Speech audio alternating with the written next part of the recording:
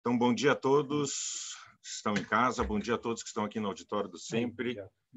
Estamos iniciando a reunião de 1592 do Sempre, hoje, dia 16 de dezembro de 2022, muito próximo ao Natal, e é uma reunião muito especial para nós, né? Não é uma reunião clínica, mas é uma reunião de medicina, não é tudo, e que a gente tem a honra, o prazer de receber dois ícones, para assim dizer, do nosso departamento, o professor Marchetti, Paulo Roberto Marchetti, o professor Valderílio Feijó Azevedo, que gentilmente aceitaram o convite para estar aqui conosco, confraternizando nesse final de ano, né? E apresentando o efeito Liverpool.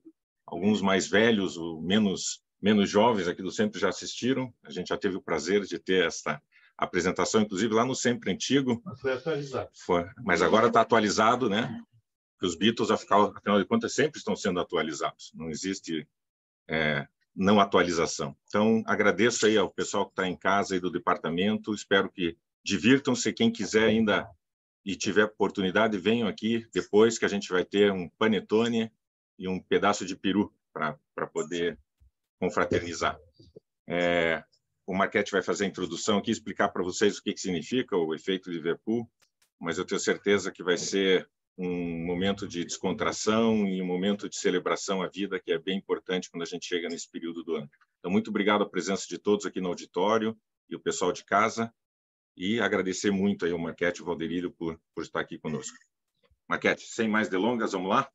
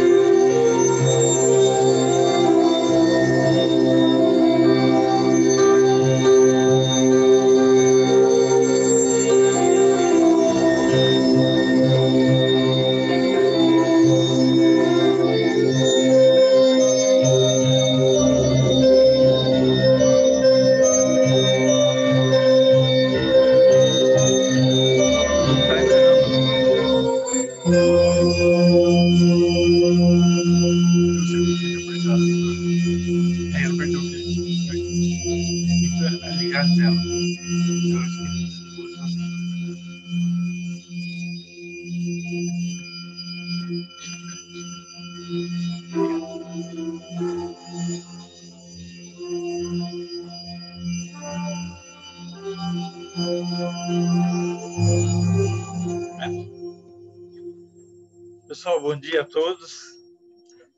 É uma alegria e uma honra enorme para mim estar aqui entre vocês. Muitos foram meus alunos, a maioria, para não dizer. E é sempre bom voltar a essa casa. Um convite do César, para mim, é uma ordem a ser cumprida imediatamente. E eu quero começar agradecendo ao professor Valderílio, porque quando eu propus que ele viesse para a gente fazer juntos esta apresentação, ele prontamente aqueceu, trouxe a mudança toda dele para engrandecer com o padrão que ele era principal. Eu quero dizer o seguinte, que eu fui democraticamente intimado, não fui Tá bom. Mas eu agradeço e é muito bom ter você aqui sempre do meu lado quando a gente fala sobre isso. O que é o efeito Liverpool? Eu tive o privilégio de viver a minha adolescência acompanhando a influência enorme que a cidade de Liverpool teve na cultura mundial a partir do início dos anos 60. Esse slide é um slide que me agrada muito, porque ali nós temos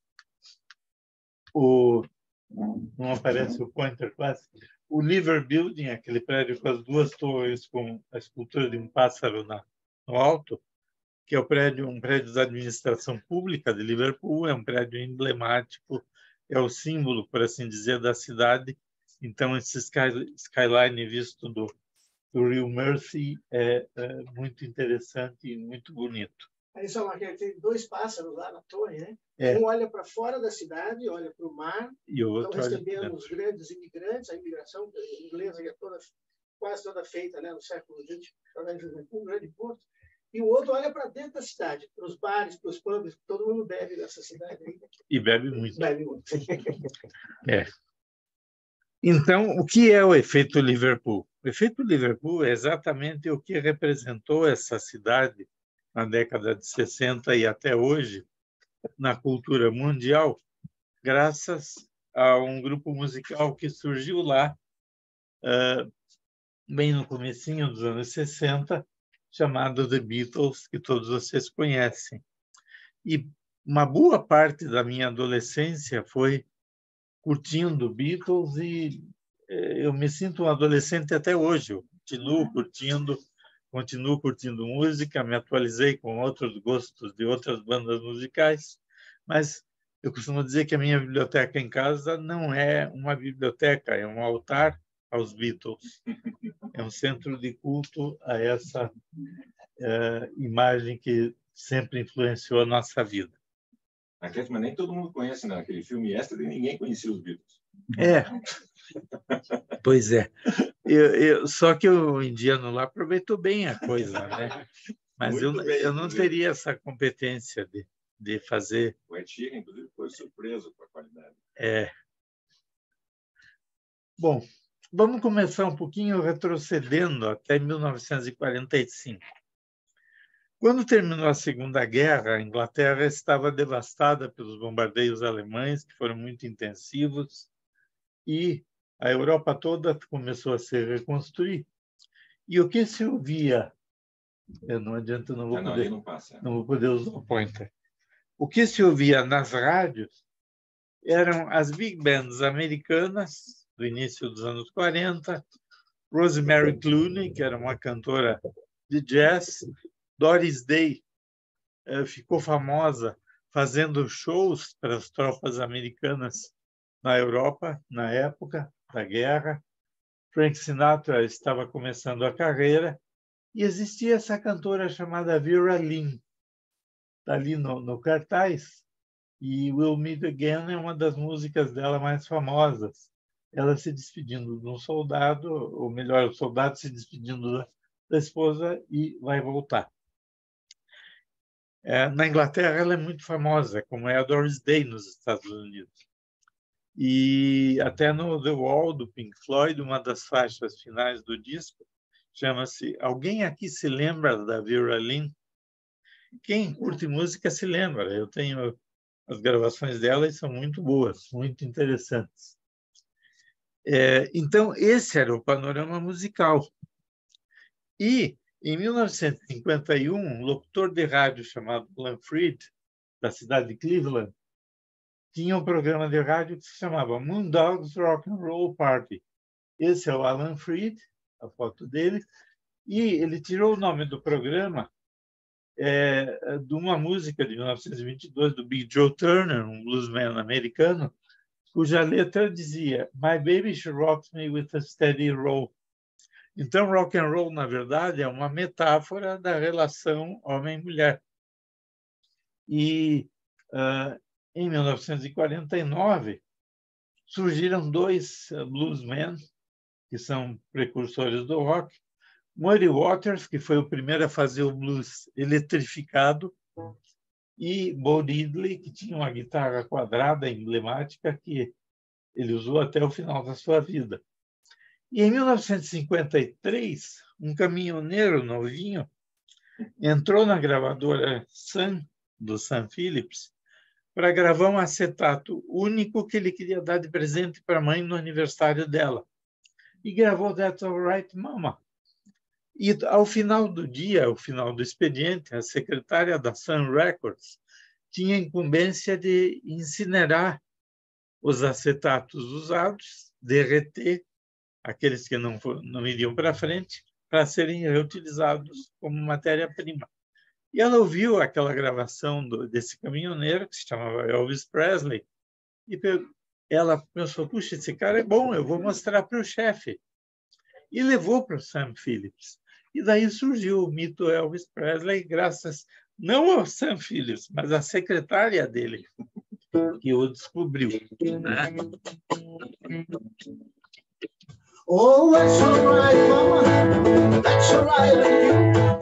That's all right, mama. That's all right, mama. That's all right, mama.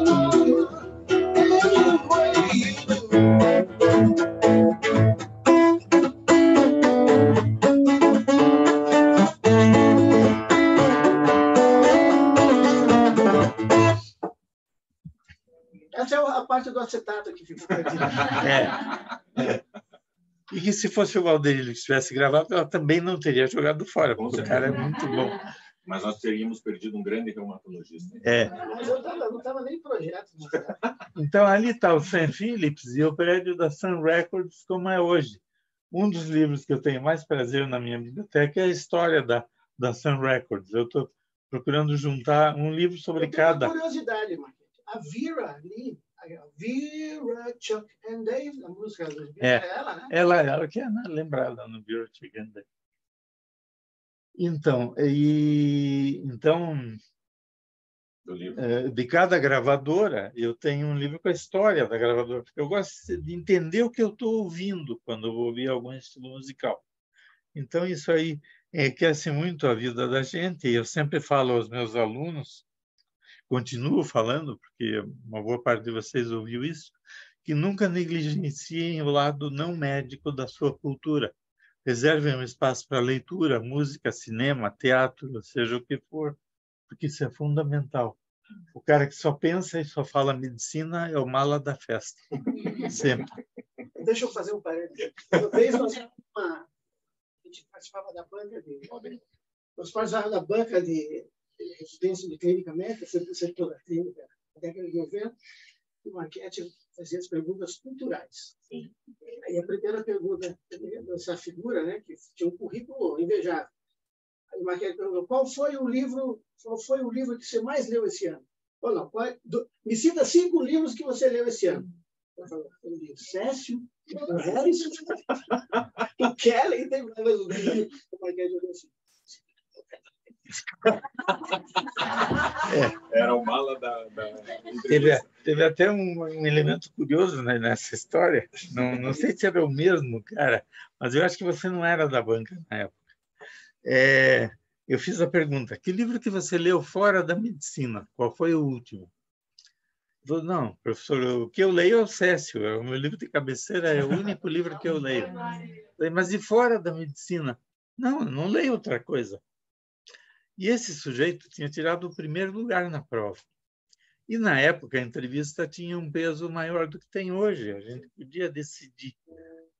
E aí o pessoal falou, eu falei: esse cara não sei se tem condição de entrar, ele não vai aguentar a pressão emocional do R1. E aí todo mundo falou: mas você tirou o primeiro lugar, não tem como a gente excluir e tal. Eu falei: olha, em 20 residentes, nós vamos errar em 4. 2 vão ser melhores que a nossa expectativa e 2 vão nos decepcionar. E o resto vai corresponder ao que a gente espera. Mas eu acho que ele não termina a residência. Lá por abril, maio, ele vai surtar e vai desistir. E esse sujeito não deu outra. Ele era de origem árabe. Desistiu da residência em maio e o pai dele era vendedor de tecidos, etc. E ele construiu e administra o condomínio num prédio que tem ali no começo da Casa de Carvalho, que é estilo Art Deco, tem um relógio no alto, tudo. Ele deve ganhar por ano 10 vezes mais do que qualquer um de nós ganha fazendo isso. Então, ele estava realmente numa escolha profissional errada. Mas eu acho que para o cara ser normal, ele tem que ser um pouquinho fora daquele padrão de pensar em medicina 24 horas por dia. Nós dois somos assim e conseguimos sobreviver bem, felizmente, né? Bom, na Inglaterra, como que era? A BBC era uma rádio estatal e era a única que tinha penetração, porque as emissões de ondas médias eram muito fracas. E o que ela tocava era música tradicional: Vera Lynn, Frank Sinatra, Doris Day, Rosemary Clooney. Até que, em 1954, surgiu uma banda inglesa que gravou o primeiro compacto que chegou ao topo das paradas, chamada Shaboom, a música The Crookeds. Foi a única música deles que fez sucesso, mas foi quem abriu a porta para outros que vieram. Em Liverpool, o pessoal recebia muitos discos vindos dos Estados Unidos, porque Liverpool sempre foi o maior porto da Inglaterra. E os marinheiros traziam para revender e ter algum lucro com isso os compactos lançados e que fizeram sucesso na América. Então, eles tinham acesso a essas músicas. E ouvia-se também a Rádio Luxemburgo, que era uma rádio de ondas médias, pirata, que transmitia de um barco próximo da costa e transmitia os lançamentos. E começaram a proliferar as skiffle bands. O que são as skiffle bands? A tradução mais simples para isso que eu tenho seria banda de garagem. Eram bandas de adolescentes que surgiram na Inglaterra. Skiffle band só existiu na Inglaterra. Eu tenho um livro sobre ela de um cara chamado Billy Bragg, que era um compositor e cantor de uma banda. E eram bandas com material tosco. Vocês veem que a bateria é primária, muito simples, e lá atrás tem o baixista. O baixo era um caixote com cabo de vassoura com uma única corda, porque o pessoal não tinha dinheiro para comprar os instrumentos. Então, as skiffle bands era como começaram a maior parte das bandas. Deixa eu fazer um comentário aqui, né, para mostrar. Esse estilo musical tem uma influência muito forte nos Beatles, né? Sim. Se você escuta os primeiros rock and roll dos Beatles, eles são quase skiffle, né? É. Mesmo a interpretação da música americana é feita em cima de skiffle, né? Aquele ritmo. O rock and roll fazia. E o skiffle fazia. E aí, os Beatles tinham uma música que eu quero tocar, um trechinho só, Marguete, que é um skiffle dos Beatles, né? Você deve lembrar. Essa daqui, ó. Aqui tá muito legal de sentar ali, mas eu tenho que ver. Oh, me dó.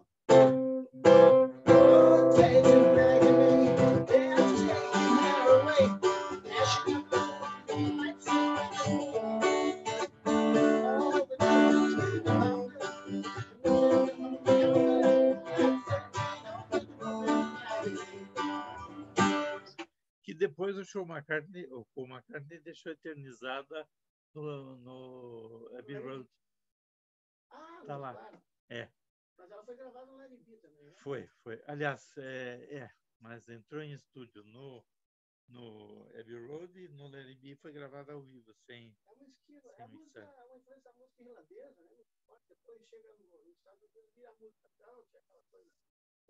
A música do interior, a música sertaneja. Assim, Então, tudo começou com as skiffle bands. Aqui, Marguete. E a percussão, que é isso aqui, ó, parece uma tábua de lavar roupa, tá vendo? É uma taguinha que o sujeito tocava assim, ele pendurava no pescoço e fazia tic-tic-tic. E a bateria tinha um set muito pequeno, um bumbo e uma caixa. A bateria era aquilo. E muitas vezes eles deixavam até as perninhas da tábua de lavar roupa. Alguns cortavam e outros deixavam. Mas, então, era um instrumental bem rudimentar. E o representante desse estilo na Inglaterra é o Lonnie Donegan, que era um grande músico. E foi quem fez a explosão do rock jurássico lá, né? Bom, aqui o estúdio da Abbey Road, da EMI Records, é o número 10 da rua chamada Abbey Road. Aí o prédio, naquela época, no início dos anos 50, e aqui uma mesa de mixagem que era usada na época, com 4 canais. Hoje, qualquer um de nós que tenha interesse pode colocar em casa uma mesa digital de 64 canais e gravar um disco da mesma qualidade que quem grava no estúdio. Mas, na época, o que tinha disponível era essa mesa rudimentar com 4 canais, que foi o que foi utilizado em todos os discos dos Beatles na EMI. Era tudo mixagem, um canal em cima do outro. Às vezes, para gravar um contrabaixo num canal, alguém esquecia, o técnico esquecia que naquele canal já estava gravada a bateria, limparam a bateria, tinha que gravar de novo. Em algumas das músicas, os Beatles chegaram a passar cabos de um andar do estúdio para o outro, pela janela, para conseguir usar várias mesas ao mesmo tempo, para conseguir adequar isso. Alguns discos foram gravados em 4 canais, basicamente é uma gravação ao vivo, né? Mas tinha mixagem depois. Tinha mixagem e tal, mas você gravava 4 canais, tinha que duplicar cada canal. Você gravava várias coisas no canal, depois virava aquilo para outro. E com essa tecnologia emergente, começou na década de 50, a valorização da música popular na Inglaterra. E a EMI tinha um selo, uma divisão chamada Parlophone, que era a divisão plebeia. porque a EMI tinha excelentes gravações de música erudita, mas a música popular era considerada, digamos, segunda linha.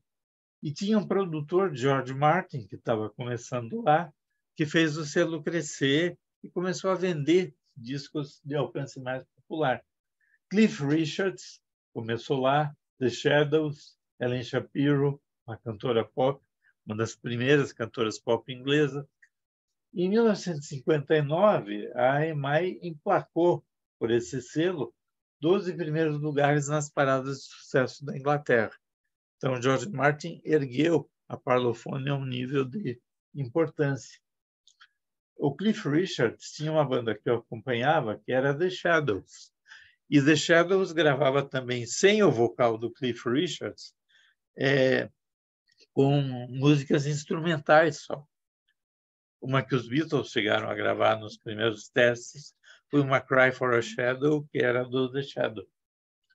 E interessante que o Cliff Richards gravou até morrer quase. Ele era o Calbi Peixoto lá deles. Velhinho. Ele começou nos anos 50 e pelos anos 90 ele ainda estava nativa e cantando bem. Mas você sabia que o Calbi cantava rock and roll? Começo, sim. Ele e o Paulo Silvino. Tem gente que não sabe. O Paulo Silvino, humorista, começou a vida como crooner de rock and roll. Bom, e a nossa história, a história do nosso interesse, começa exatamente aqui. Dia 6 de julho de 1957, o John Lennon estudava numa escola chamada Quarry Banks High School. E eles tinham uma banda que começou como uma skiffle band, e um aluno da escola, chamado Ivan Vaughan, levou um amigo dele, chamado James Paul McCartney, a uma quermesse na igreja de Woolton, que era o bairro que eles moravam, para ouvir The Quarrymen. A banda estava tocando em cima de um caminhão e, às 17h45, o Ivan Vaughan apresentou o Paul McCartney para o John Lennon. E o Paul McCartney falou que gostava de música e tal.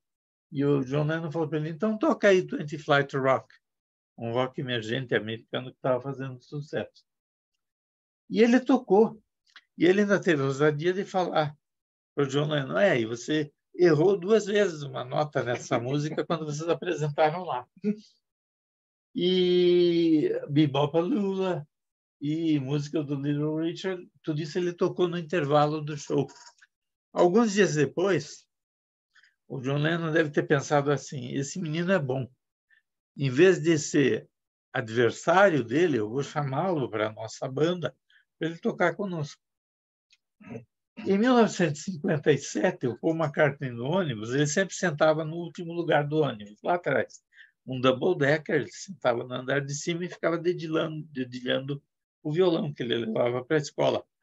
E também sentou lá atrás um outro menino, mais novo que ele, que se chamava George Harrison. Eles começaram a conversar e, em 1959, chamaram um sujeito também de Liverpool chamado Pete Best para ser o baterista da banda, que até então eles não tinham baterista. E então aqui está a festa da quermesse, essa foto é original da festa. Tem 2 fotos remanescentes, essa eu peguei porque é de melhor qualidade. E o cartaz divulgando a quermesse. Está lá, ali na lista dos convidados, tem The Quarrymen Skiffle Group, quer dizer, a banda de skiffle dos alunos da escola chamada Quarry. Um detalhe, esse panfletinho aqui, que era um pouco da igreja e tal, eles tocaram sendo um caminhão. Sim. Eles panfleteavam para a comunidade, né? Custou numa memorabilia em Liverpool, num leilão, 30 mil euros. Uma cópia disso aqui, velhinha e tal. Pois é. As remanescentes. E aí tem os caras. Se não me engano, foi o Pete Shotton, que a gente conheceu em 99. Lá tem uma feira no final da Beatles Week. É como um congresso de maluco por Beatles do mundo inteiro. E, naquela ocasião, eu fui convidado pelo Alfredi, meu colega de turma e meu irmão, tanto quanto o Valderilho hoje, falou, Marchetti, eu vou botar você tocando pandeiro no Love Me Do. Você vai para Liverpool conosco. E eu tinha tido a experiência de tocar pandeiro no Love Me Do naquela primeira reunião da endócrino que eu participei. Foi a única vez na vida que eu toquei pandeiro. Eu não tenho nenhum ritmo musical embutido em mim. Então, eu ficava lá estressado, porque no Love Me Do a batida do pandeiro é no contratempo da bateria. Não é junto? Eu ficava, é agora, é agora, é agora. Eu suava em bicas. Aí eu falei para a Freire, nunca mais me ponha um pandeiro na mão, por favor. Aí ele veio com essa história de que eu ia tocar pandeiro em Liverpool. Imagina, em Curitiba eu já fiquei estressado, imagina lá. Falei, não vou de jeito nenhum. Uma semana depois ele me ligou. Marchetti, você está inscrito no festival. E o festival pagava passagem e estadia. Então não era uma coisa de custo, nada.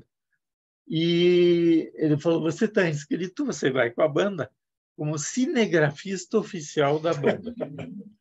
Então tá, eu fui pendurado com 3 câmeras fotográficas, 2 de filmar, e ficava lá.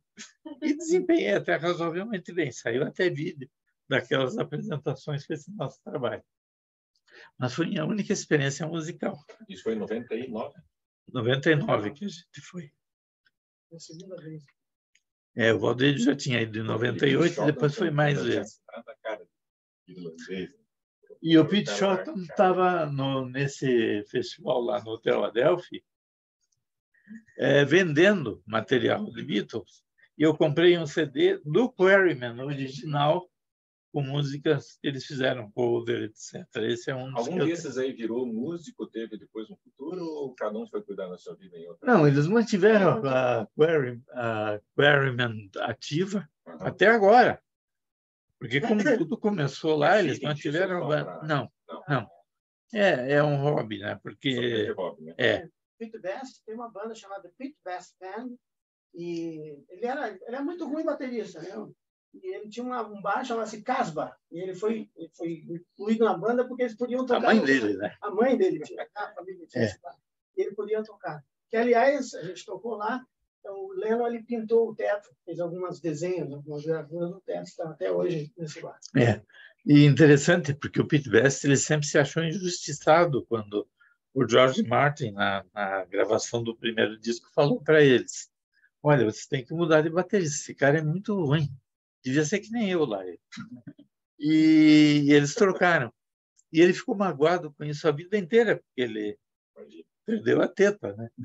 E tanto que na época em que nós estivemos lá, ele estava lançando um livro, lançou logo depois, chamado Best of the Beatles. Ele fez um trocadilho com o sobrenome de como ele se achava o cara da banda, mas ele era fraquinho.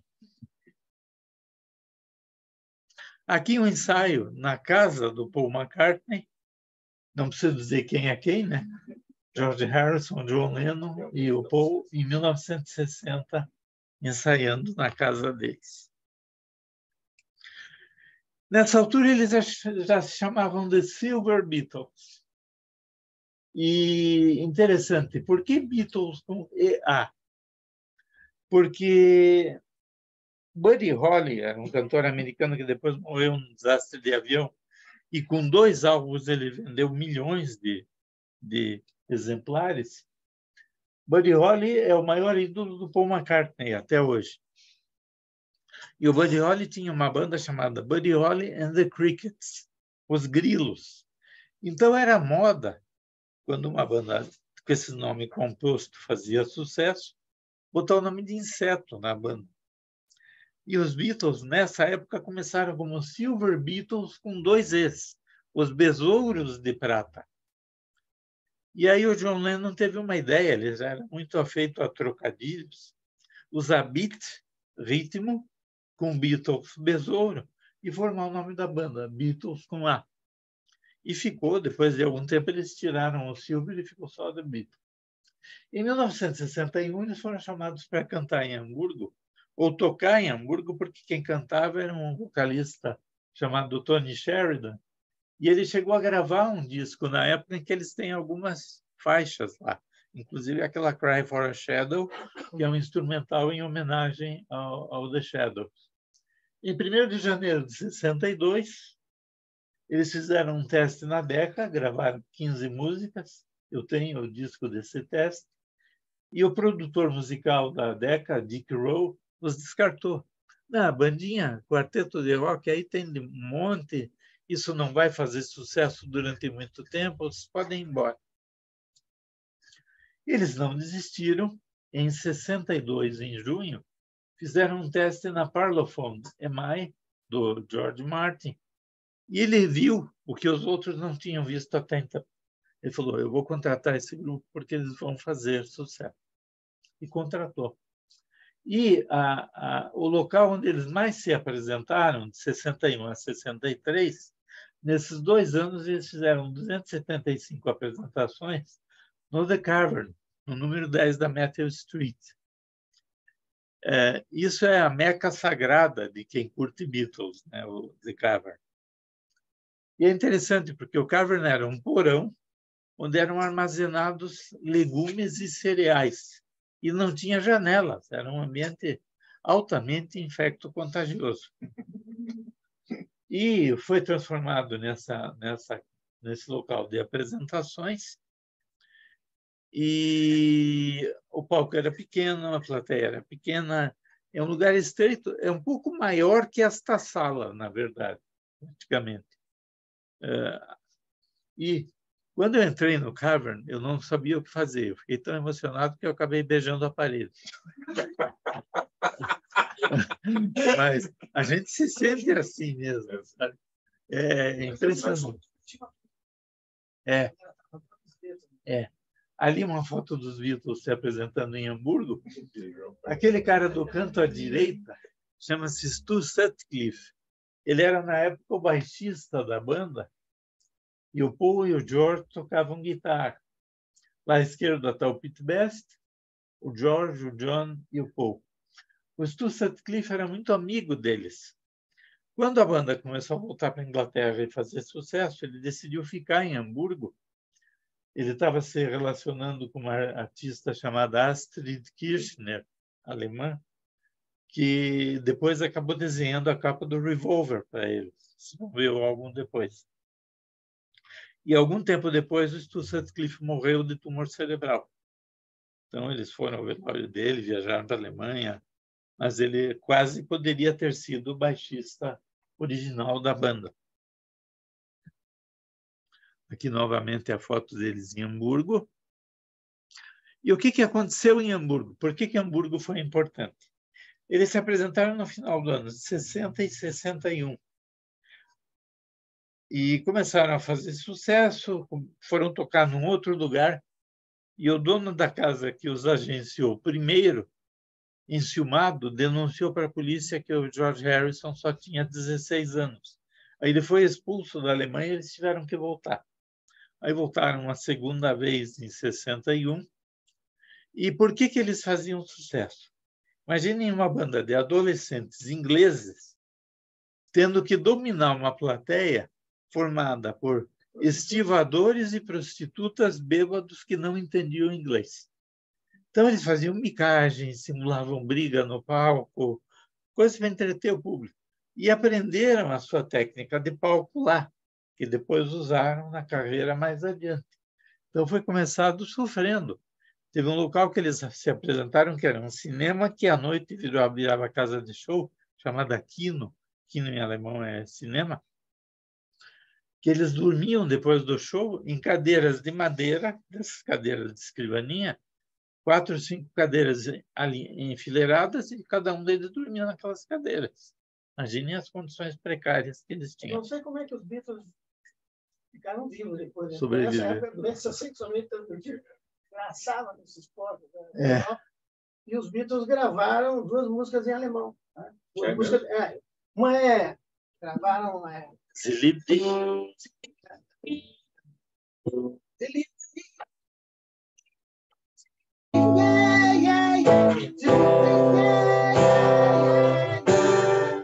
Depois eles gravaram Come Give Me Deine Hand. Quer dizer, I want to hold your hand. I want to hold your hand. Então, aqui são dois locais onde eles tocaram. O Star Club e o Indra Club. No dia do Ano Novo de 61, foi gravada essa apresentação com um gravadorzinho portátil no Star Club e que depois virou um LP. Eu tenho LP, mandei fazer um CD e é uma gravação em condições técnicas precaríssimas. Se distingue que tem música lá, mas o valor histórico disso, claro, é inestimável.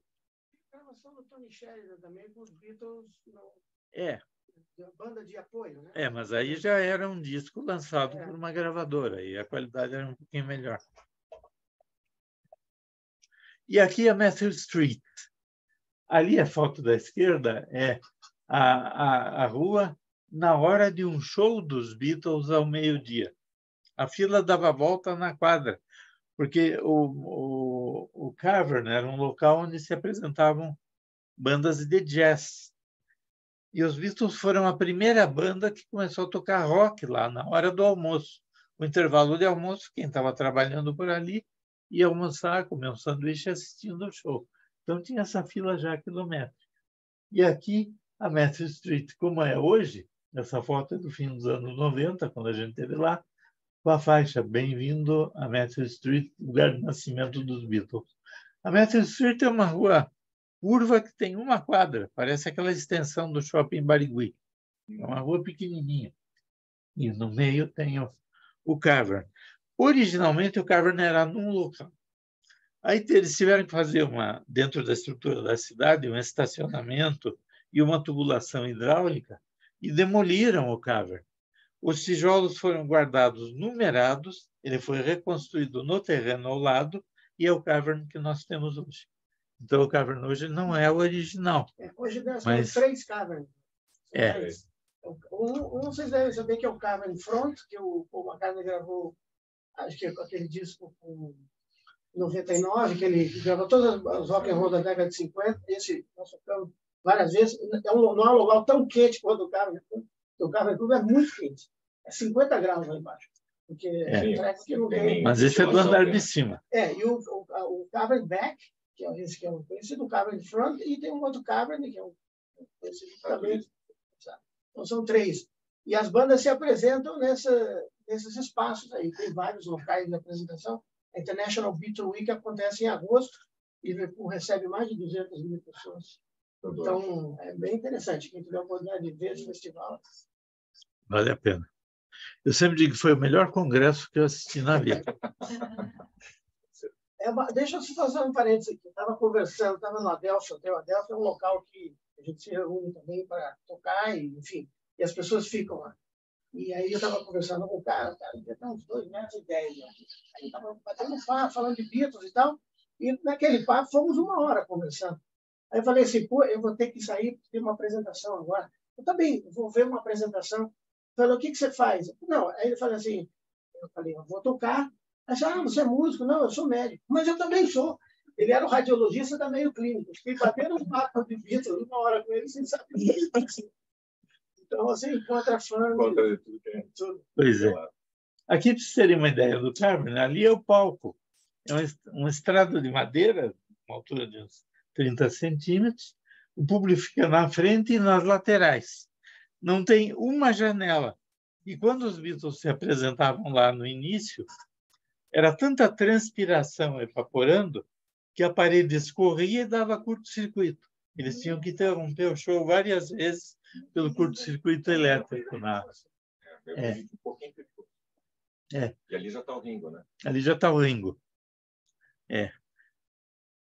O Ringo era de uma outra banda, mas quando o Pete Best foi chutado, eles chamaram o Ringo, que tocava nessa outra banda, e ele passou a... Que ano foi? 63? 4? 63, quando eles foram gravar o Love Me Do. Aqui a vista da plateia, então a imagem 180 graus daquela que eu mostrei há pouco, para vocês verem como era pequeno o lugar e, digamos assim, infecto contagioso mesmo, né? Perigoso lá. Vai te dar um incêndio aí? Então, me lembrei da... E como é o Cavern hoje? é esse lugar. A gente entra, as paredes são pretas e a gente desce a escada até o porão. Ele foi repintado, Marquete, depois. Essa foto é da época que a gente foi. Isso, depois eles repintaram. repintaram, ficou colorido ali. Tá. Também é. Como eu não aprendi a tocar pandeiro ainda, não me chamaram para ir de novo. Então, esse é o palco famoso. Atrás, na parede, assinavam as bandas que se apresentavam lá. Tinha o autógrafo deles. E isso foi preservado com muito cuidado. O dono é o mesmo ainda até hoje? É, o Bill Record. Bill Record. Você me mandou a foto, mas eu acabei não pondo para não ficar muito longa. Ele é o dono dos carros. Aqui está a banda Metralhas Beatles Again, que foi uma das primeiras bandas cover do Brasil. Tocava com instrumentos originais. À esquerda, o Alfreli Amaral, meu colega de turma e meu irmão. O Paulo Hilário Bonamete, o Valderílio à direita, e lá no fundo o baterista James Burtish, que era o baterista na época. O maestro, em Alagoas. O interessante, a hora que eu estava botando essa foto na aula, eu tive um déjà vu. Os Beatles estão assim também, porque o Valderílio e o Paulo Hilário, o Alfreli e o Paulo Hilário já morreram. Sobraram dois, como nos Beatles atualmente. Não. Está pior. Sabe por quê? Porque aí os dois aqui são gente nova que entrou agora. Os Metralhas originalmente são da década de 60. E, então aí eu falo, para reunir essa banda só em sessão espírita, porque dos 4, 3 morreram. 3. Que era o vocalista, né? Daquela época. Daquela época, que era o vocalista. Só sobrou o Vitório, que é hoje, que é a banda original. Sim. Ela é da década de 60. De 60. Então, o Paulo Hilário começou tocando aqui no Paraná, Twist, em 1961, 60, 61. Eles tocavam lá no Graciosa. Ele e o Vitório. Ele faleceu agora, né? Faz uns 2 anos. Faz 2 anos, mais ou menos. E o Alfreli tem uma história interessante, porque o nome dele não é muito comum. E o mestre de cerimônias do Cavern, desde que começou o Cavern, ele estava com 80 anos e alguma coisa, e ele não conseguia acertar o nome do Alfreli na hora de apresentar. Isso eu testemunhei. Então ele dizia Alfreli, Alfreli, e não acertava dizer Alfreli. Aí eu peguei um papelzinho, escrevi e entreguei para ele. Escrevi Mr. Alfred Lee. Aí ele falou, e agora é com vocês, Mr. Alfred Lee. Acertou. Esse foi a minha contribuição ao histórico da banda. Só que falar metralhas. Tem que falar metralhas. Não existe essa palavra latina, metralhas. Aí eles... metralhadora. Aí chamaram de machine guns. Aí eu estou conhecido como machine guns. Tanto que eu fez a metralha, montou outra banda chamada Machine Guns. E aí começou a ter problema com a polícia nos aeroportos fora, porque achavam que eles eram terroristas. Machine Guns na camiseta. Aí depois mudaram o nome de novo para Beatles Machine, quando já os Metralhas se desfizeram e formaram 2 bandas. O Paulo Hilário continuou proprietário legal do nome e o Alfred Lee montou o Beatles Machine, que ficou um bom tempo em atividade, praticamente até ele parar. E o Valderílio ficou um bom tempo na banda, né? 7 anos. Uhum. Aqui novamente, aqui já a banda Reia, que é a banda atual do Valderílio. O Valderílio gostava de tocar outras coisas, né? Não só Beatles. E ele foi a única pessoa que eu conheço que cometeu a heresia de cantar AC/DC no Cavern. E aí tinha um sujeito lá assistindo, que depois veio falar com ele, que falou assim, cara, eu estou impressionado, eu sou australiano, eu acompanhei o início da carreira do AC/DC toda, e você canta igual o Bon Scott. Vocês verem como o cara é bom. Bon Scott foi o vocalista da fase inicial do AC/DC. Então, aqui está a banda Reia, que é a banda atual do Valderílio. Lá atrás está o Sérgio Machado, que é médico também. Marquete, tem uma pergunta do João Adriano aqui. Recentemente li sobre a importância da Casa de Hamburgo na formação de uma banda para o sucesso com resiliência e entretenimento da plateia. Então, foi isso, exatamente isso. Exatamente como eu comentei. Obrigado, João. Aqui o estúdio da Abbey Road hoje, né? Eu tive a sorte de, nessa vez que eu fui com eles, foi a primeira vez que os estúdios da Abbey Road, o estúdio 2, onde os Beatles gravaram, foi aberto à visitação pública. Então, a gente entrou lá. E essa faixa aqui, a faixa da esquina, é a faixa icônica eternizada na capa do álbum Abbey Road. E todo mundo quer tirar foto lá e corre o risco de ser atropelado até hoje. Aqui os Beatles no estúdio 2, com o George Martin no intervalo das gravações. E o estúdio 2 atualmente, com todo o material original preservado. Aquele piano ali embaixo é o piano onde originalmente foram gravadas as músicas, inclusive Hey Jude, do Paul McCartney. Em cima dele, quando a gente chegou lá, tinha o despertador que toca no A Day in the Life, do Sgt. Pepper. Então, todo o material preservado. E aqui está o Valderílio tocando no piano original onde os Beatles gravaram. Aqui não é sessão espírita. Esse cara se chama Gary Gibson, é um sósia do John Lennon, que ganha vida reproduzindo a imagem do John Lennon e, inclusive, gravou um disco. Esse eu ainda não consegui. Canta bem, canta bem. Canta bem. Mesmo timbre de voz. É. E ali... O pai do John Lennon andou por... Essa foto é minha, aliás. Eu tirei essa. É. E ali estou eu com a camiseta dos Beatles, do Machine Guns, que é a camiseta que a gente usava lá na Inglaterra. Aqui o Valderílio com Stuart Hamish, que é músico da banda do Paul McCartney na época. Agora ele não está mais com ele tem a banda própria.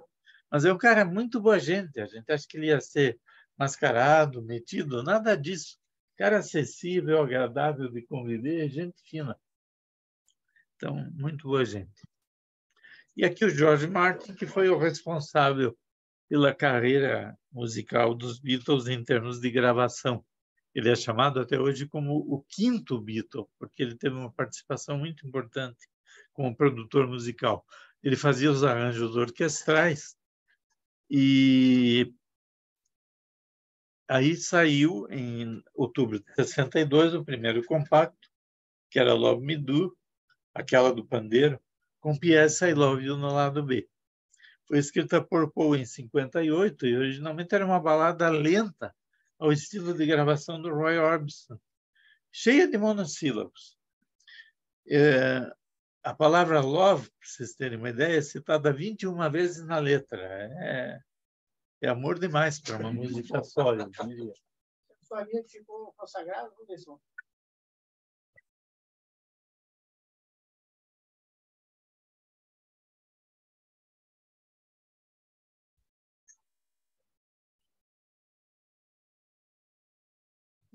É isso aí. Depois saiu Please Please Me, o primeiro álbum, em março de 63, que tinha, entre outras músicas, o Love Me Do. O interessante é que no compacto que saiu primeiro, não era o Ringo que tocava a bateria. O George Martin não sabia se o cara era bom e chamou um músico de estúdio contratado para tocar a bateria. E depois o Ringo tocou. Então, no compacto saiu com o músico contratado e no álbum saiu com a gravação do Ringo. Esse é o prédio da EMAI, né? É o prédio da EMAI, o prédio moderno da EMAI. Esse prédio não existe mais. Os Beatles fizeram 2 fotos aí. Eles fizeram outra capa de disco, Marguerite vai falar daqui a pouco. Exatamente na posição que eles estão aí para comparar. Como é coletânea, eu não pus na sequência, mas tem a mesma foto do mesmo local com eles da fase psicodélica. Cabeludos, bigodudos, barbudos, com aquele uniforme colorido. Eu cheguei a conhecer esse prédio antes da demolição. Uhum. Depois veio o segundo álbum, With the Beatles, em novembro de 63. Vejam que o primeiro foi lançado em março e o segundo já em novembro. Eles tinham muito material, nessa época ainda incluíam covers de outras bandas, etc. E depois passaram a gravar material próprio. Daí, o With the Beatles em novembro. Nesse disco tinha a famosa She Loves You, que que foi lançada como o quarto compacto simples. E eles lançaram aquele Yeah, Yeah, Yeah, que depois se tornou conhecido Os Reis do Yeah, Yeah, Yeah, com o nome do filme. E a Beatlemania se expandiu. Nessa época já teve 15 milhões de gente assistindo. E essa música foi composta por John e Paul em junho de 63. E é um diálogo com uma posição conciliatória de duas pessoas, que eu quero dizer assim, se você não investir na tua namorada, eu vou ficar com ela, eu vou investir. Então o cara ameaça. Então, eu quero dizer, ela ama você, invista na relação. Um conselho de amigo, né? E o pai...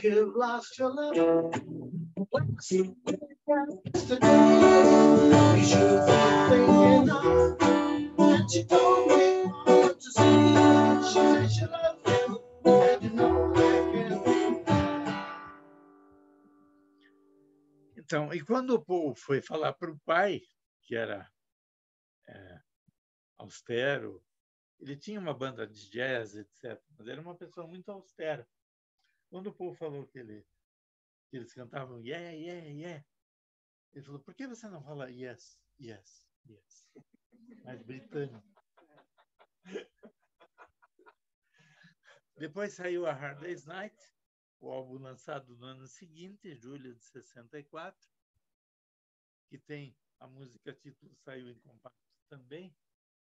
E o título vem do Ringo, que eles passaram o dia gravando, e o Ringo não entrou uma hora no estúdio, já era noite, e ele foi dizer, puxa, foi um dia duro. Mas aí ele viu que era noite, e ele falou, foi a noite de um dia duro. Então, it's been a hard day's night. Daí o nome da música.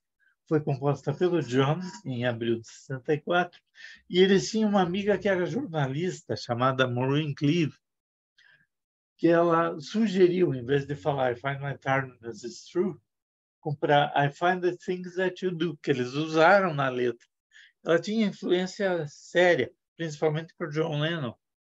Mais tarde ela falou, vocês só cantam monossílabo, bota um pouco de palavras mais eruditas na música. Aí o John fez no Help um monte de polissílabos. E ficou bonito, né? Fez sucesso do mesmo jeito. Mas foi influência... Essa música, Hard Day's Night virou tema do filme, né? Hard Day's Night. O que marca isso aí é o acorde inicial da música, que é um acorde de suspensão, que não dá para fazer direito, mas... It's been I've been working like a dog. Esse acorde é um acorde de suspensão que não existia em outras músicas na época. Cria aquele clima de tensão. Como o Feedback no I Feel Fine, que eles foram os primeiros a usar logo depois do Jimi Hendrix. Foi uma microfonia, na verdade. A microfonia. Depois veio a Should Have Known Better, também do John Lennon, o lado B do compacto do A Hard Day's Night, que no Brasil fez sucesso com o nome Menina Linda, a versão do Renato e seus Blue Caps. A Should Have Known Better?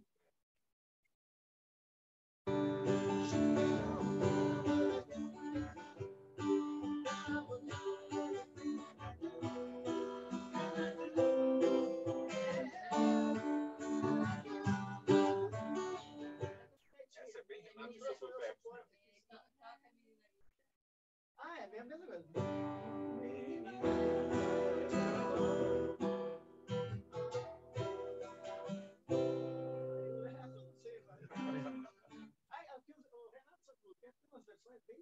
Ruins também, né? É que a gente na época não tinha acesso, mas eles faziam um bom arranjo, mas as letras não tinha letras que não tinham nada a ver. Então nem dava graça depois.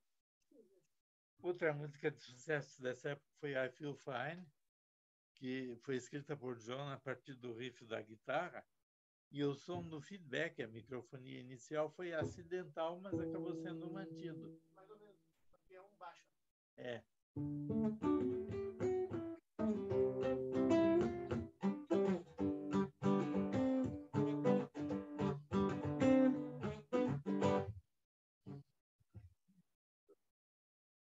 Eu não combinei nada com o Valdeir antes, a gente não ensaiou, então Estamos fazendo uma jam session, na verdade. Depois surgiu o Help, que foi o nome do segundo filme deles também, agosto de 65.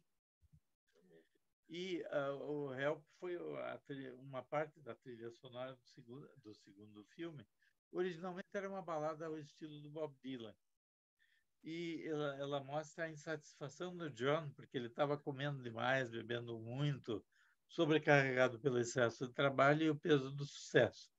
E aí a Maureen Cleave entrou em cena de novo, sugerindo polissílabos. Então ele usou self-assured, independence, insecure, appreciate, tudo isso numa música só e passou a usar dali para frente. Que também virou filme, né? Sim. Segundo. Aí surgiu...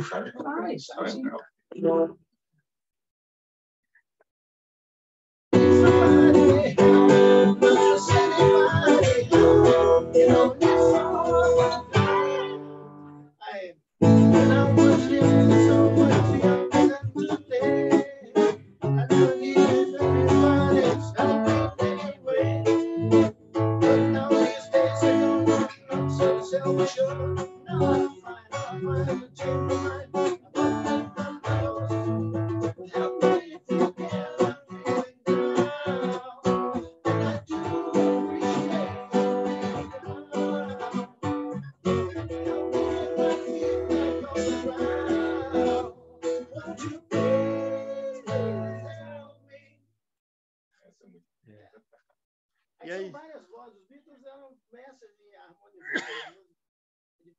Principalmente o Paul McCartney, né? Ele é o melômano da banda. O John Lennon fazia coisa monocórdica, assim, meio ao estilo João Gilberto, e as letras eram o forte dele. Mas as músicas sempre eram creditadas como Lennon e McCartney, não importa quem as tivesse composto. Yesterday tem uma história interessante. O Paul acordou com o tema e gostou da melodia e passou um mês procurando alguém que dissesse que era plágio. Tinha certeza que já tinha ouvido aquilo. E não era. Ninguém disse que era plágio. Mas pensou, bom, deve ser minha mesmo. E ele tinha um recurso interessante que ele usa até hoje. Quando ele ia gravar uma música, ele compunha a melodia e daí ele enfiava letras que foneticamente se encaixassem antes da letra definitiva. Então, Yesterday começava assim, Scrambled Eggs ou You Have Such Lovely Legs, que não tem nada a ver com a letra do Yesterday. Depois, o título mudou várias vezes também, Suddenly, Merrily, Finally, até chegar o Yesterday. Mas essa aí é marcada, o Paul até hoje toca Yesterday, né? Quem vai no show do Paul McCartney é uma música que ele não deixa de tocar. Essa aí, Blackbird, são a música que ele... É a música mais gravada até hoje. Rei Jude também.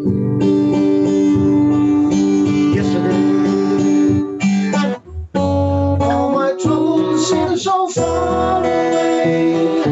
Now it's no because they're here to stay.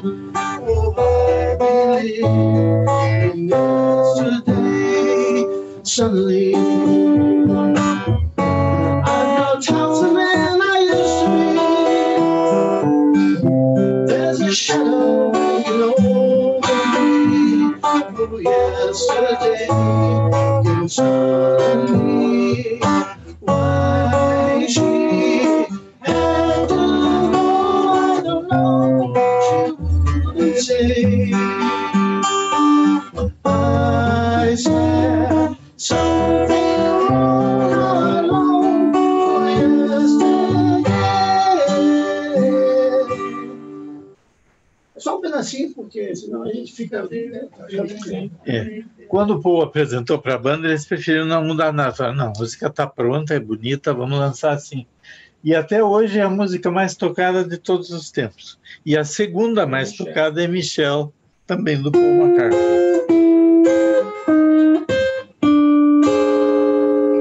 E a Michelle, eu vi o Paul contando uma história muito boa também, porque ele viu, né, a Michelle, e ele não... Mas como é que ele vai fazer uma rima em inglês? Por isso que ele colocou a palavra em francês, Mabel. Porque eles lançaram o compacto na primeira excursão deles para a França. Então, eles queriam colocar alguma música que tivesse um pouquinho de francês. Que nem o Queen depois fez com o Theo Toriaki quando eles foram excursionar pelo Japão, que saiu no álbum preto, Night at the Opera.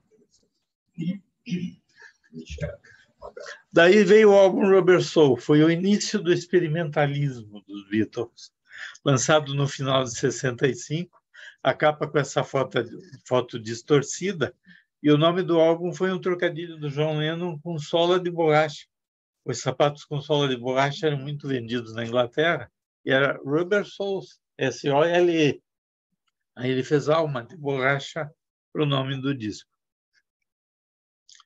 Esse disco tem uma música maravilhosa chamada In My Life. Ela narra um trajeto da Menlo Avenue, onde o John Lennon morava, às docas, ao longo do Dockers Umbrella. Quando chovia, eles andavam por baixo desse trilho elevado de trem, que foi demolido em 58. Então, é uma reminiscência da infância, onde ele lamenta a perda da infância e da adolescência. E ele menciona amigos mortos, como o Sutcliffe, e vivos, como o Pete Shotton dos Quarrymen. E o George Martin fez o solo de piano nessa música. Só que uma vez o Alfreli chegou para mim e falou: Marchetti, eu estou quase conseguindo, mas está difícil de tocar o solo do In My Life, porque era um som, parecia cravo. E ele, no teclado, ele botou a programação de cravo. Mas o Alfreli tocava e o andamento é extremamente rápido. Depois eu falei: Alfreli, você não podia tocar como no original, porque no original o George Martin gravou numa velocidade normal e na gravação ela está com a velocidade dobrada, para dar um efeito barroco. Mas o Alfredi conseguiu tocar na velocidade dobrada, só ele conseguia. Só a introdução, vamos ver.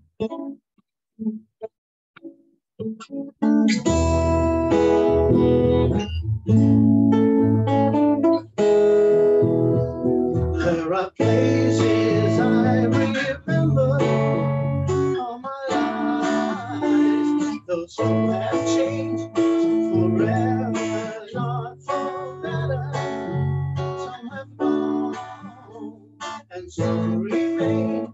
All these places have their moments with lovers and friends. I still can recall some are dead and some are living.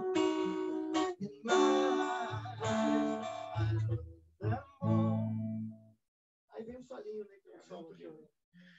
né? Depois surgiu, em agosto de 66, o álbum Revolver, como eu falei, ilustrada a capa pela Astrid Kirchner, a amiga alemã deles. Essa capa é linda, é uma colagem muito bacana. E tem Eleanor Rigby, que o nome inicial dessa música, previsto pelo Paul, era Miss Daisy Hawkins. E ele aborda como solitária. Dizem que o nome veio de uma... O Paul estava em Bristol, acompanhando a Jane Asher, que era atriz de teatro, a namorada dele na época, e ele compôs essa música e ele abriu uma lista telefônica para pegar inspirações do nome. E tinha uma empresa, Rigby & Evans, em Bristol, que ele falou: pô, Rigby é legal. E daí, na letra da música, ele ia falar no pai dele, Father McCartney, mas para não ficar muito na cara, ele botou Mackenzie, também da lista telefônica. E o curioso é que no cemitério da igreja de St. Peter, que era perto onde o John e o Paul moravam na infância, e eles brincavam lá, tem uma Eleanor Rigby de verdade, que foi sepultada em outubro de 39, aos 44 anos. Então, talvez o nome ficou gravado na memória deles, quando eles passaram por lá brincando, e depois usaram. E para vocês verem que eu não estou mentindo, está aqui a lápide da sepultura dela. Eleanor Rigby, a esposa de Thomas Woods, morreu aos 44 anos. Mas eu acho que aí é uma dessas coincidências, porque o Eleanor é um nome muito comum na Inglaterra. E o Rigby também é um sobrenome bastante comum. E o Paul sempre falou na história da lista telefônica em Bristol, quando ele estava lá. Nunca saberemos.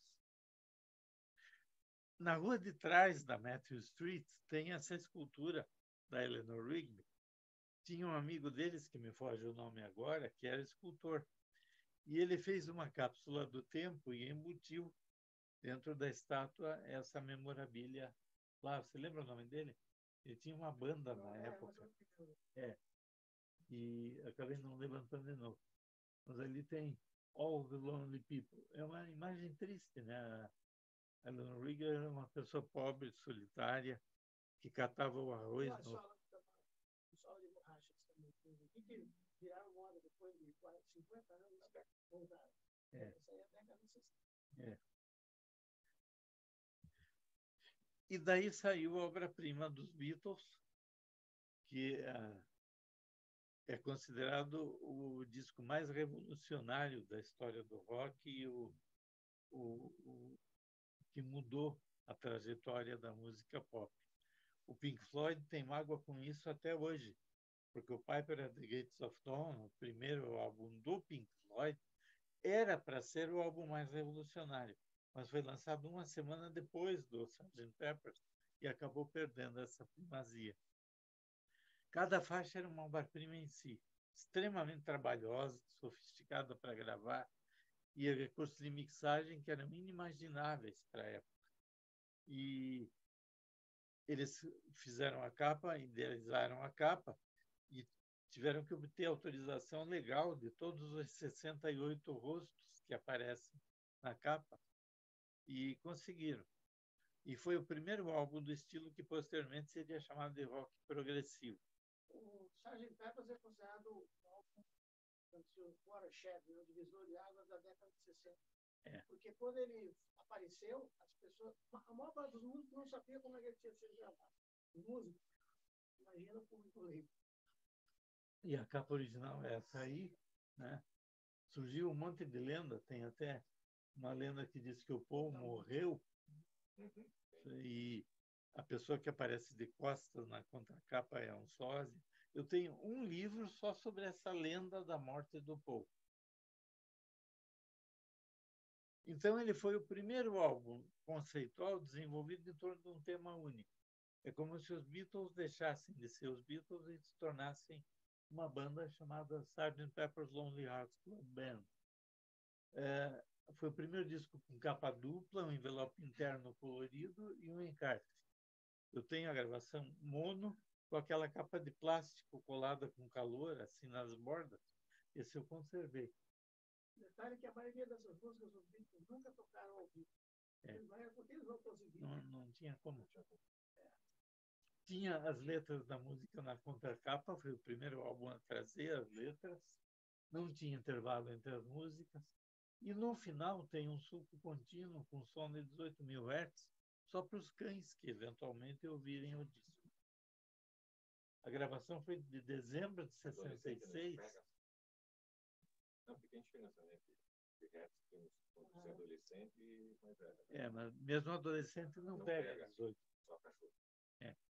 E a gravação durou de dezembro de 66 a abril de 67.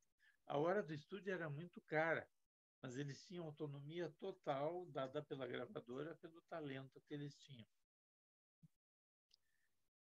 E uma das músicas que está nesse disco é Lucy in the Sky with Diamonds, que foi considerada nefasta porque faria apologia do LSD.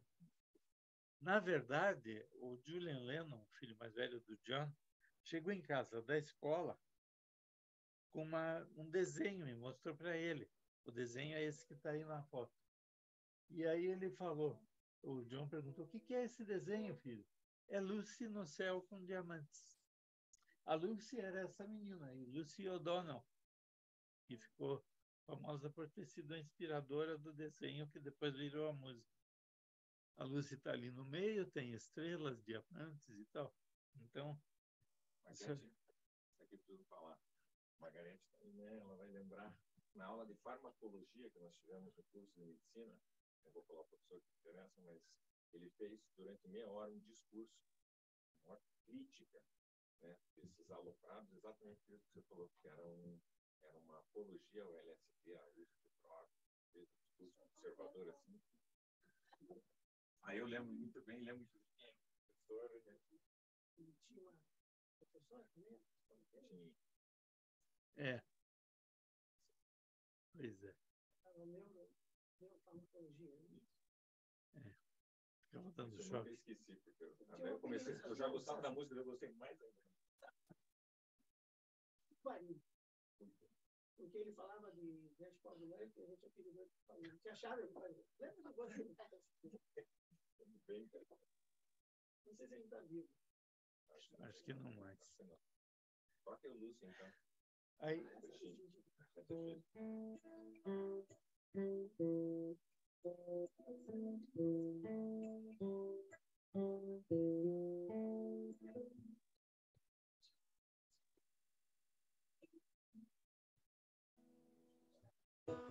a letra é uma viagem, na verdade. Pode até ter sido sob efeito de droga, mas não foi composta. Não foi composta como apologia.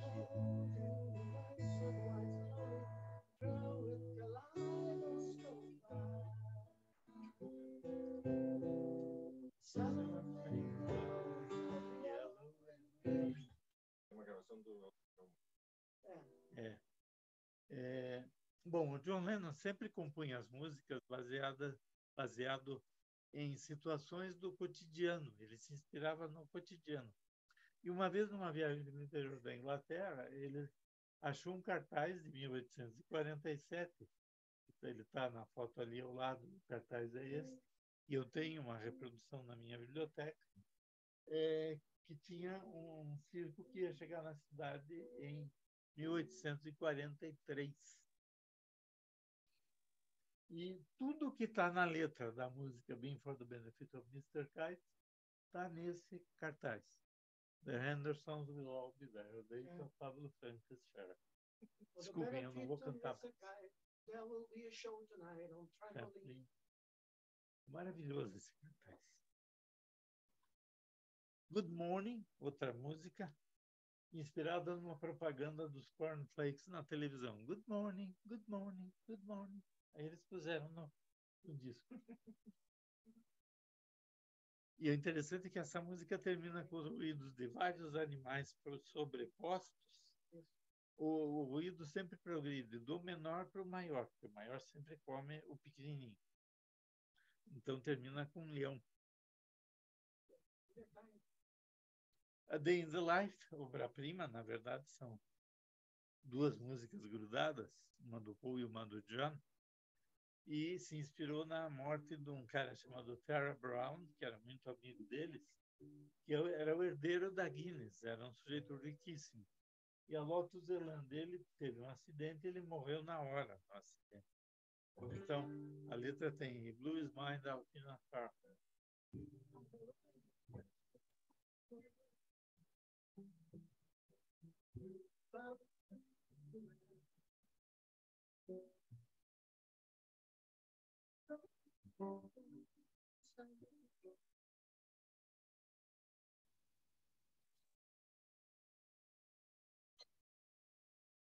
Aí que vem, He blew his mind out in a car. Bem.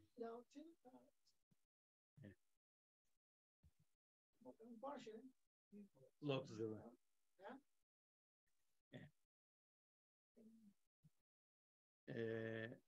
O carro ficou acabado, morreu não, bateu a cabeça várias vezes. Aí surgiu um compacto que originalmente as músicas iriam entrar no álbum, mas acabaram ficando lançadas independentes como um compacto, com duas músicas que eram tão boas que foi o primeiro compacto da história com dois lados A, não tem lado B. Strawberry Fields Forever e Penny Lane. E o que acontecia é que o Paul e o John, desde a adolescência, sentavam cada um numa cama de frente para o outro, vamos compor sobre tal tema. E nesse dia eles compuseram músicas sobre os locais que eles gostavam da infância deles.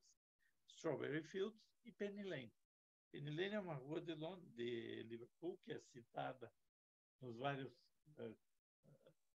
edifícios que ela tem. E Strawberry Fields era um orfanato mantido pelo Exército da Salvação, que a tia Mimi, que criou o John Lennon, o levava para ver a banda do Exército da Salvação tocando. E o Lennon gostava de subir numa árvore que ele achava que era mais alta do jardim, porque lá ele estava acima de tudo que pudesse prejudicá-lo. Era um local onírico na cabeça dele e representa uma fuga da realidade quando você está sob pressão. É bem interessante. Aqui tem Penny Lane, com o barbeiro, a barbearia, né? O abrigo no meio de uma rotatória e o banco na esquina. Tudo no céu azul suburbano de Liverpool. Quer fazer um pedacinho? Essa não foi para aí, mas...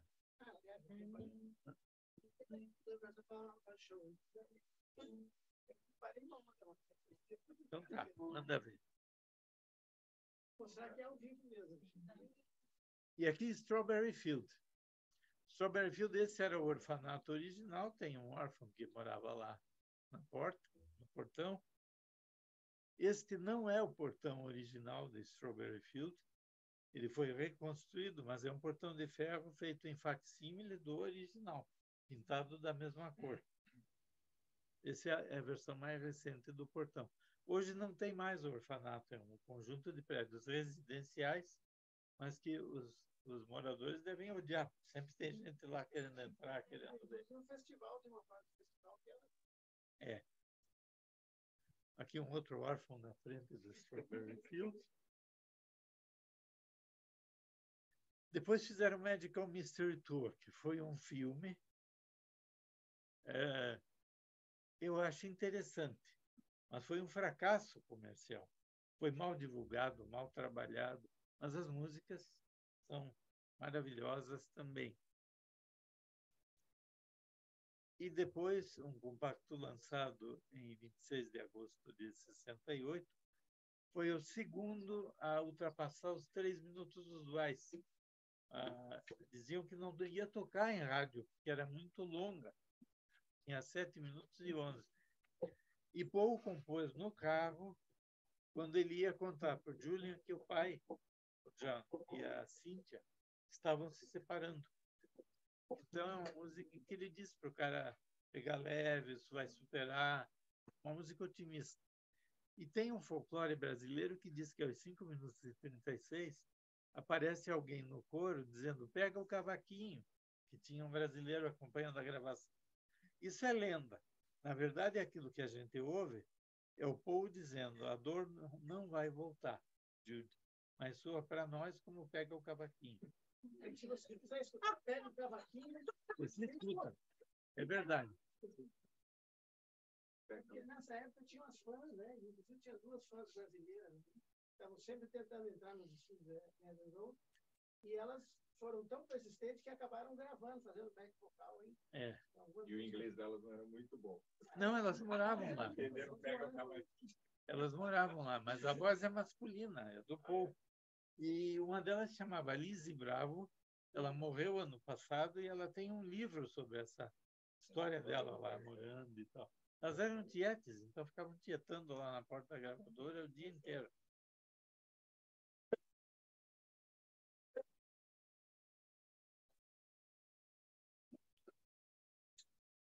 Hey, go and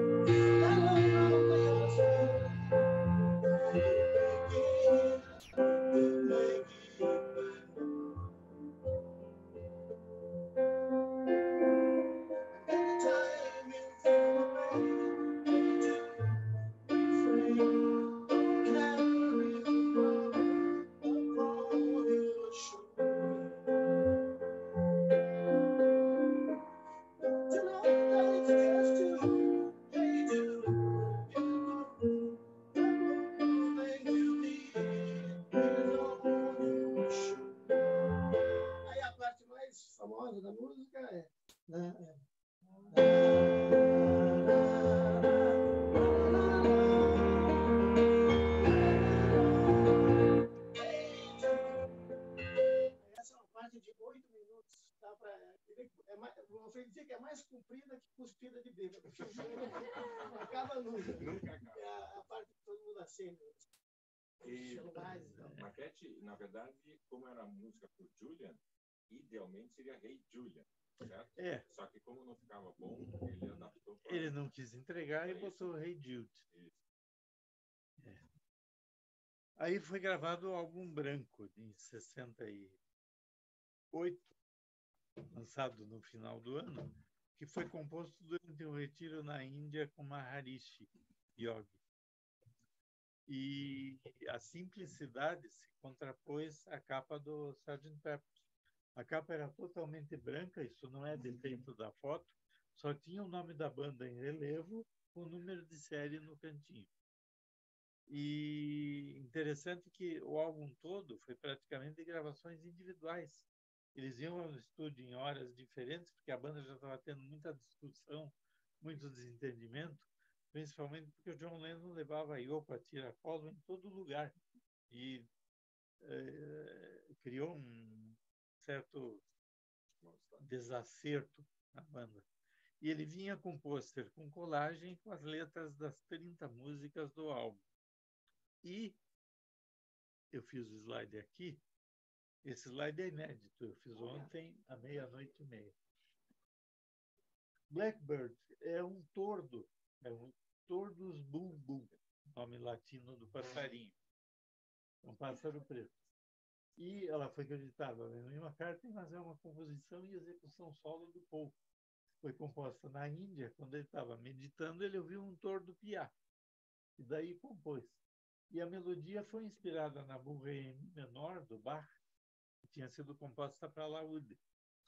Assim como o Because, que o John Lennon compôs, ele inspirou-se na Sonata ao Luar de Beethoven, que ele toca ao contrário na introdução. E a letra evocava também os conflitos raciais na América na primavera de 68. Ele propunha que as Black Girls se levantassem e reivindicassem os seus direitos.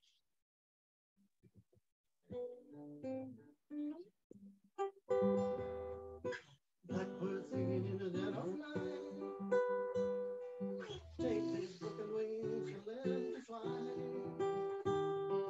All your life, you're waiting for this moment to rise. Blackbird singing in the dead of night. Take these sunken eyes and let them see.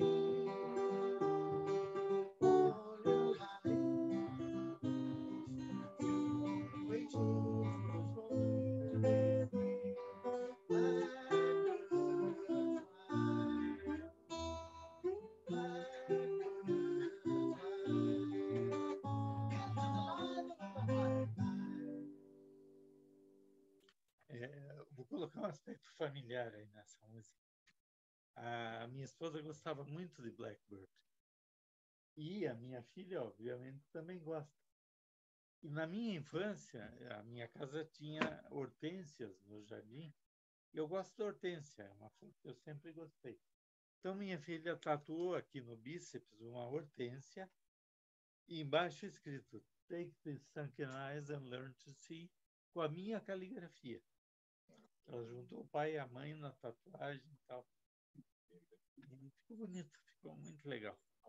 Essa música, o Because também tem alguma coisa que tocar,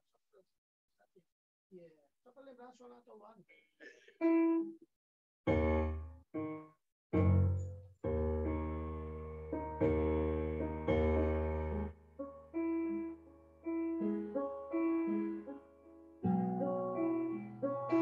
Fizeram o contato. Essa é a original.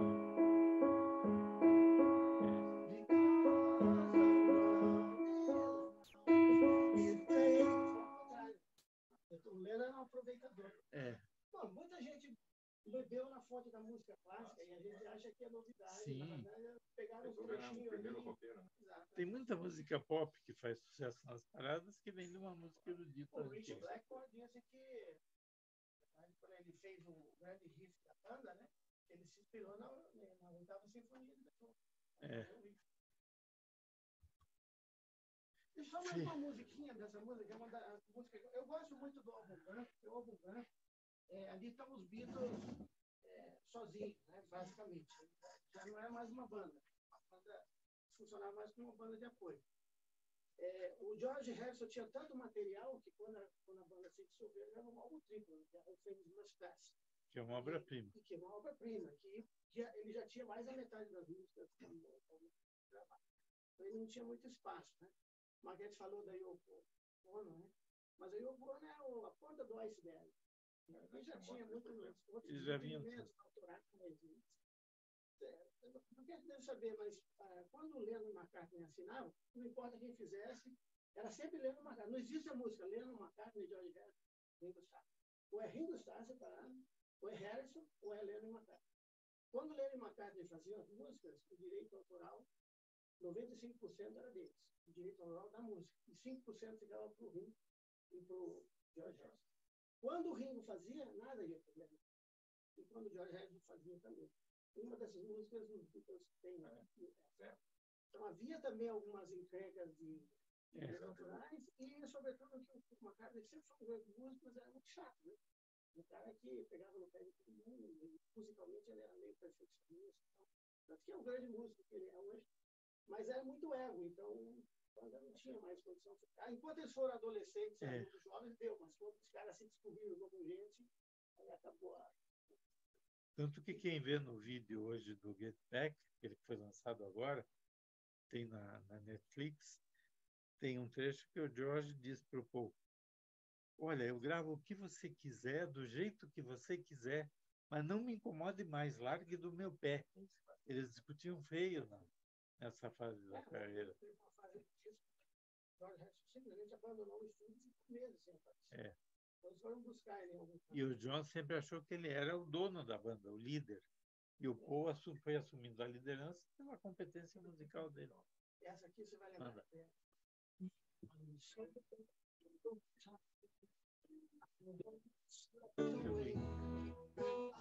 So tired, my mind is on the brink. I wonder should I do and fix myself a drink? No. I'm so tired. I'm feeling so upset.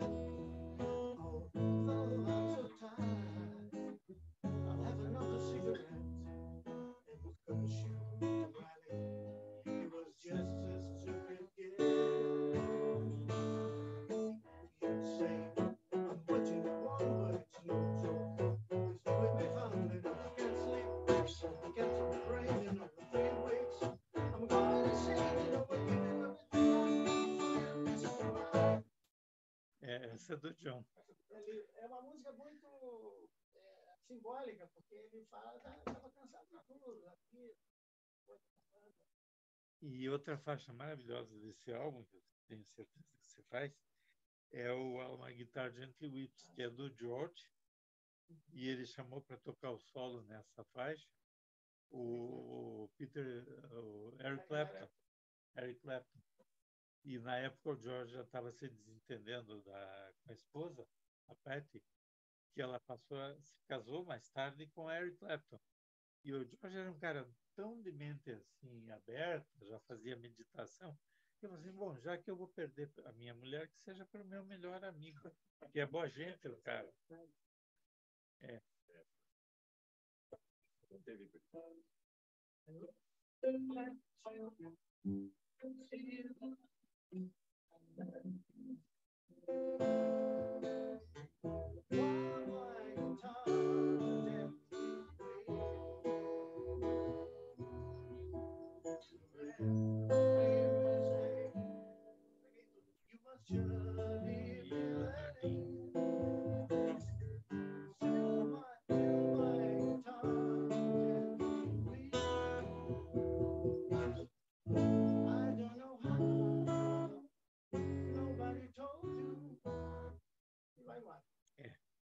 Essa música eu acho interessante porque o Eric Clapton não era um expoente como ele é hoje, mas ele era um cara conhecido no meio artístico. Tinha 2 bandas famosas que ele já tinha passado e a o Yardbirds, que é uma das bandas que ele já tocava. E, inclusive, depois eu resgatei um solo, Maquete, que é um solo muito parecido, assim, que lembra um pouco o solo de uma guitarra dele no Yardbirds. É. O Yardbirds teve uma época que tinha 3 guitarristas de primeira linha, o Jeff Beck, o Clapton e o Jimmy Page, que depois montou o Led Zeppelin. Era uma banda muito emblemática. Bom, depois disso eles lançaram um desenho animado, Yellow Submarine. Aí tinha uma outra pista da possível morte do Paul, que é aquela mãozinha do John Lennon ali atrás da cabeça do Paul. Na mitologia indiana significa que o cara morreu. Então era uma das coisas que eles pegaram para vender a ideia fake que o Paul tinha morrido. Se fosse hoje, o Moraes já estava processando os Beatles. Depois gravaram Let It Be. Foi a proposta de tentar resgatar a gravação direta, sem recursos de mixagem, sofisticações, etc. E primeiro eles iam fazer um show num teatro, depois em terreno aberto, e acabaram optando por fazê-lo no telhado do prédio da Apple, que acabou sendo o último show que eles fizeram ao vivo. E aí a gente tem todas as dissensões que havia no grupo.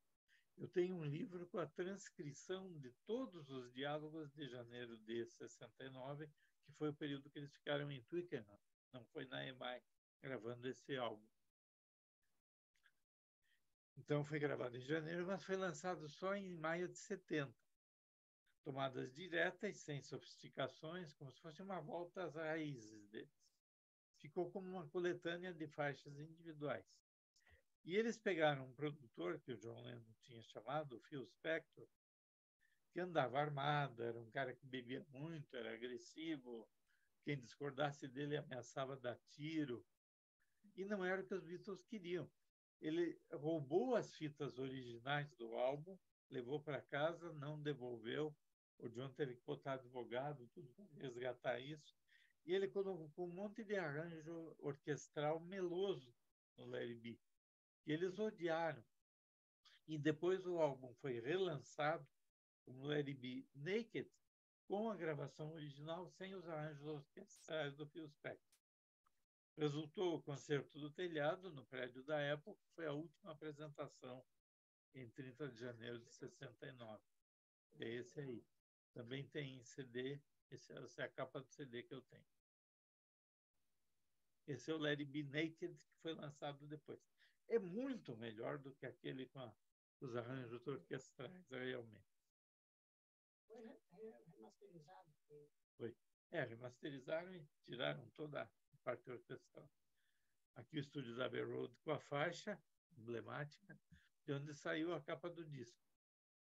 Quando eu dou aula de fatores de risco cardiovascular na graduação, eu achei uma foto dessa capa com os Beatles andando na faixa. Só que a faixa é que anda, né? Eles mexem a perna e a faixa vai indo para trás, como se fosse uma esteira. Isso para os alunos lembrarem que o exercício melhor recomendado pelos cardiologistas é a marcha numa cadência regular, como eles fazem no slide. Essa foto não tem alguma história relacionada a essa coisa da morte? Tem, porque isso aí é o seguinte. São vários papers. O Paul está descalço, e na Inglaterra as pessoas eram enterradas descalças. E o John é o padre, de branco, o Ringo é o agente funerário, e o George, de jeans e tênis, é o coveiro. Tá? Nessa imagem que eles evocaram para dizer que o Paul tinha morrido. Então, isso aí é o cortejo fúnebre do Paul. Outra coisa, o Paul era canhoto e ele está nessa foto segurando o cigarro na mão direita. Então diziam que era um sósia dele. Tem montes de coisas que alimentam. Eles têm dezenas de fotos e usaram essa.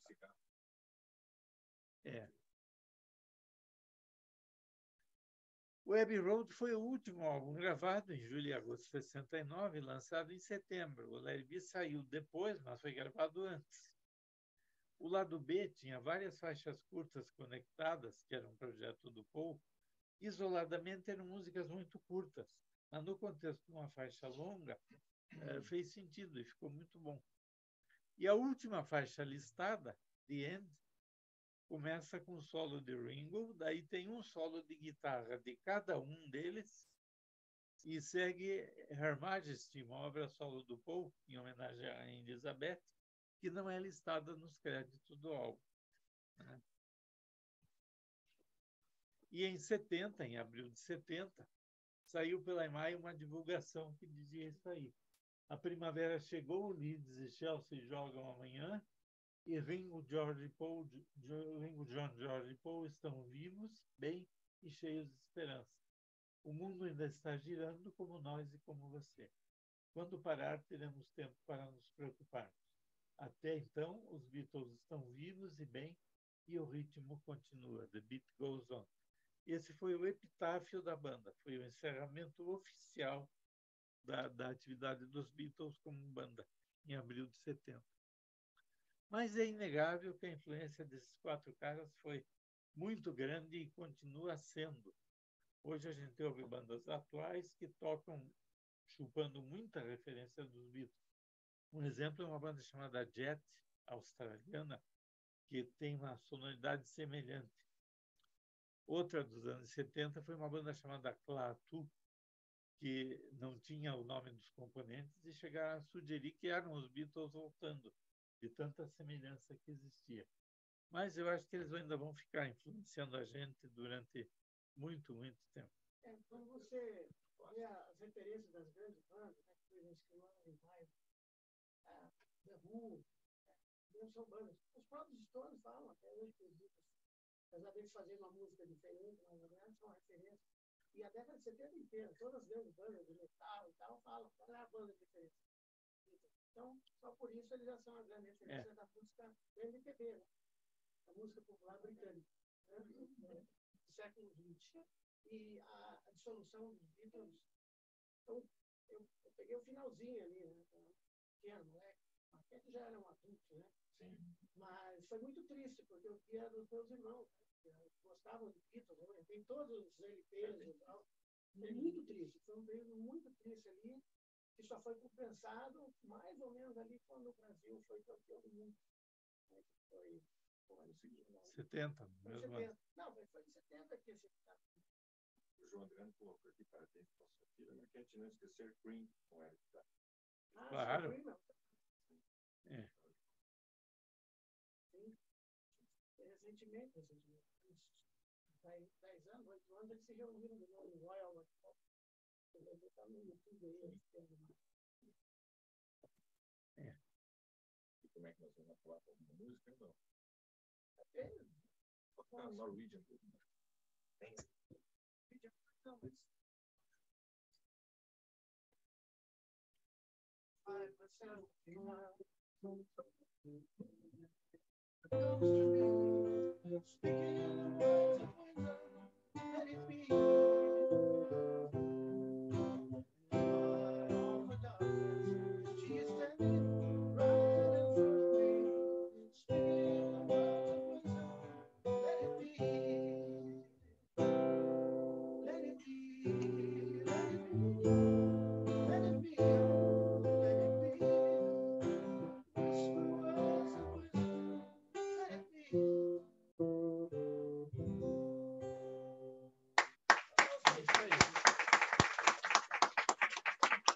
Obrigado. Nós é que temos que agradecer, né? Tenho compartilhar aqui, não sei se o pessoal de casa quer fazer algum comentário, deixa eu ver o chat aqui.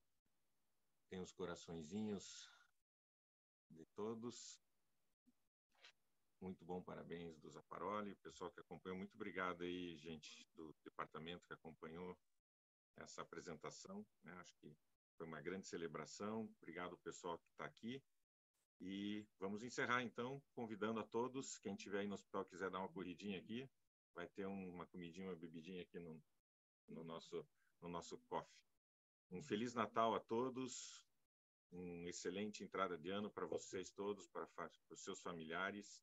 Aí foi uma alegria enorme, né? Mais uma vez, muito obrigado por Maquete e Valderílio por terem feito essa festa aqui conosco. Um abraço. Obrigado.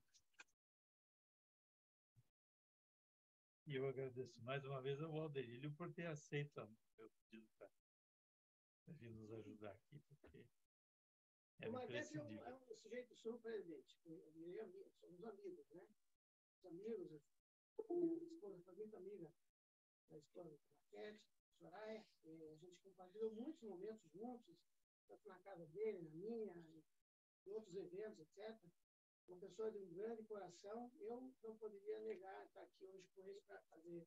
E também é um prestígio, né? A gente está tocando com os colegas e tal, sempre.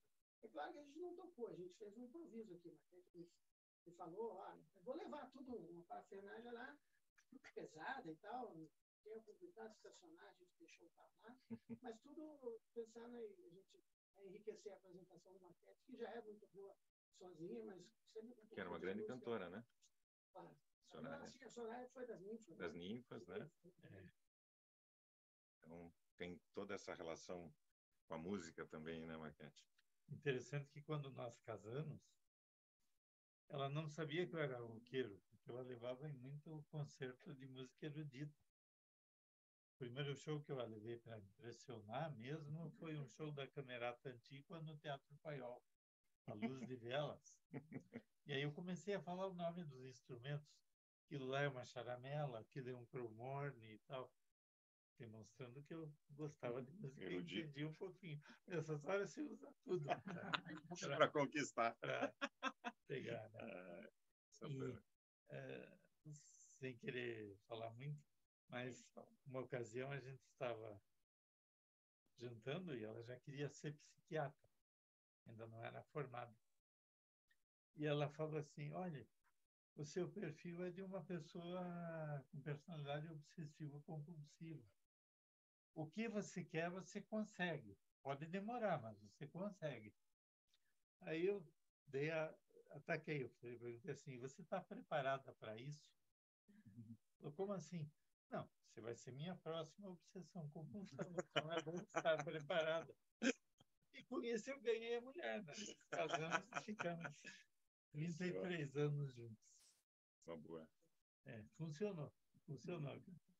E nós temos uma história com o Valderílio que ele tocou nos 40 anos da Margarete, só Beatles.